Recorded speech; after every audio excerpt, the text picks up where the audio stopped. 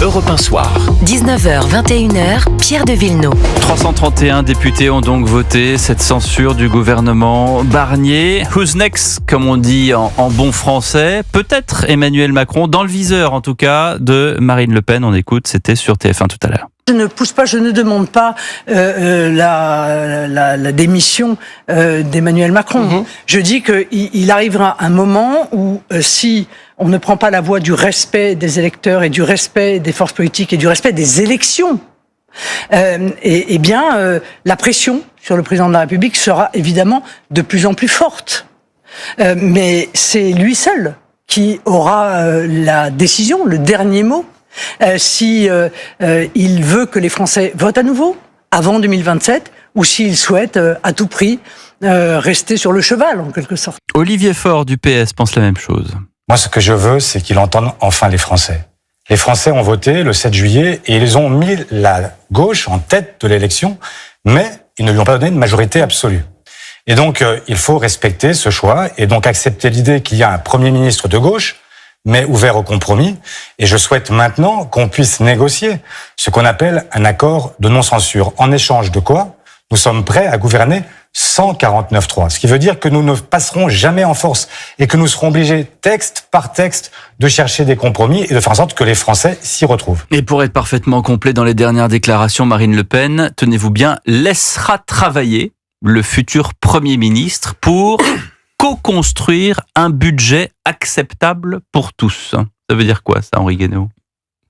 Ça veut dire que le prochain Premier ministre devra marchander, alors non seulement avec le RN d'ailleurs, mais avec la gauche, avec les différents morceaux du bloc central, avec tout le monde. Ça veut dire qu'il écoutera Marine Le Pen, ils seront dans le même bureau, quoi, pour... Moi, ce qui me frappait dans le bulletin d'information, c'est le mot alliance. Il n'y a pas d'alliance. Moi, je ne veux pas défendre Marine Le Pen, mais... vous n'allez pas commencer à critiquer le Maël, qui est là pour rappeler l'actualité. C'est alliance, c'est le mot alliance qu'on entend partout. Il n'y a pas eu d'alliance entre le Rassemblement National et LFI ou le Nouveau Front Populaire. Bon, pas d'alliance. Ouais. Il y a eu une convergence, mais c'est pas la même chose. Oui, on lui dira. Ça, c'est la première des choses. La deuxième, c'est que... Ça, c'est fait.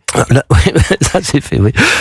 La deuxième remarque, c'est que l'instabilité ne vient pas du vote d'aujourd'hui. Elle vient de la dissolution, des conditions dans lesquelles se sont déroulées les élections législatives et de l'état de l'Assemblée, qui lui-même reflète l'état de la société. Bon, voilà, on est le président de la République. Moi, j'avais dit, et je vous l'avais dit ici d'ailleurs, vous m'aviez dit quelle est la solution quand on cherchait un Premier ministre. Je vous ai dit, il n'y a pas de solution. Oui, je me souviens. Il n'y a que des options. Bon, alors, Michel Barnier était sans doute une des moins mauvaises options possibles. Là, je ne sais pas quelle va être la moins mauvaise.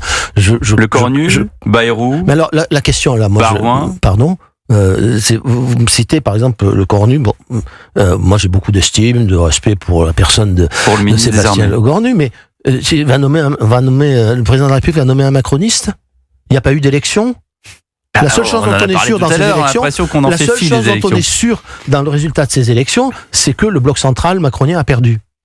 Et qu'il a été sanctionné après une question posée au peuple par le président de la République, qui est à travers la dissolution. Donc, et vous allez faire comme s'il n'y avait pas eu, d'élection. On a dit la même chose de Barnier. On disait ils sont 47 à l'Assemblée nationale. Est-ce que c'est mais déjà c'était très compliqué à faire avaler aux électeurs. Le fameux plus petit dénominateur commun. Mais en tout cas, il était pas macronien. Bon, là vous allez mettre un macronien ou macroniste, mais c'est impensable. C'est jouer avec le feu.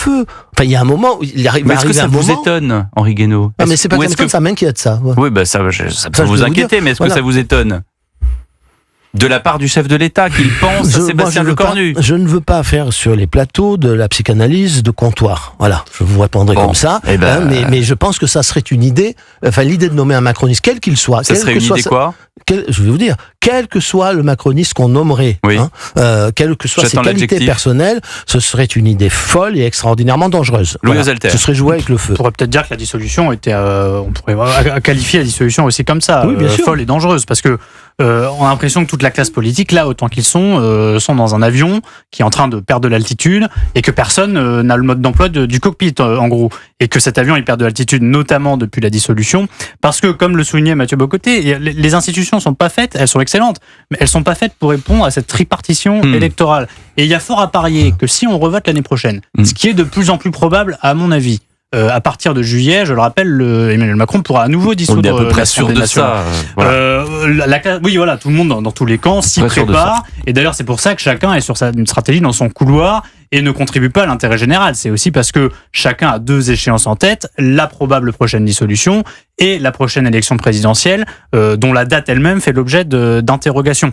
Donc là, en fait, on a 3 échéances devant nous. La première, c'est de trouver un nouveau plus petit dénominateur commun pour non pas, presque pas gouverner, certainement pas réformer, simplement gérer. C'est-à-dire avoir un budget avant le 1er janvier, assurer la continuité de l'État, qu'il y ait des services publics qui fonctionnent au 1er janvier, que la France soit pas attaquée par les marchés, bref, autant de choses. C'est vraiment la gestion à minimale qu'il faudra faire. Et il faudra quand même pas se tromper dans ce choix, c'est-à-dire que non seulement il faudra pas prendre un message complètement orthogonal à celui qui était dans les urnes, et il faudra se rappeler qu'il y a eu 11 millions d'électeurs Rassemblement National l'été dernier, que la sociologie du pays est plutôt à droite, qu'il y a de grandes demandes qui s'appelle effectivement pouvoir d'achat, sécurité, immigration. Le RN ne voulait pas aller à Matignon et je crois qu'ils ne veulent toujours pas y aller. Je crois que Marine Le Pen veut toujours une élection présidentielle, ça a l'air assez clair. Bien sûr, parce que le calendrier est différent. C'est ce qu'on dit depuis tout à l'heure. D'ailleurs, elle est constante. Bien sûr, Mathieu Bocoté. Mais ensuite, il y a quelque chose, je crois, dans les sociétés, de temps en temps, il y a une période qui s'appelle ce que Roger Caillois appelait le vertige.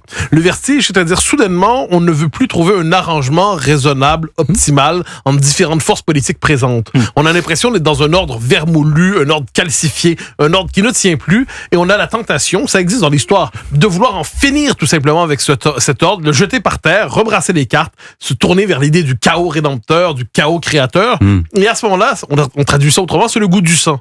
Et dans de telles circonstances, il y a une prime à la radicalité, il y a une prime au plus volontaire, il y a une prime à celui qui est prêt à jouer à l'extérieur des cadres et des catégories convenues. Et il me semble, de ce point de vue, si on prend au sérieux l'hypothèse que la France vit aujourd'hui une crise de régime, eh bien, je pense qu'on entre dans cette période de vertige, dans cette période... Ça a conduit à des révolutions, ce que vous racontez. Ben, je dis pas que c'est une bonne chose. C'est 1958 aussi, si je peux me permettre. À l'origine de la 5e République, il y a une période comme celle-là. Et je pense qu'il y a, mais à l'échelle de l'histoire, peu importe qu'on se réjouisse, qu'on se désole de ce que je dis, il existe de telles périodes, et je crois que nous en il y a ça dans la vie conjugale aussi, de temps en temps. Bon, je mets de côté l'expérience 58 qui n'est pas à ce point, c'est-à-dire qu'il y a des fractures, mais elles sont pas à ce point, et elles sont assez concentrées sur notamment l'affaire algérienne. Mais dans l'histoire, c'est vrai, les sociétés trop divisées, parce que moi, je préfère qu'on regarde le lien de causalité de la société vers la politique plutôt que l'inverse.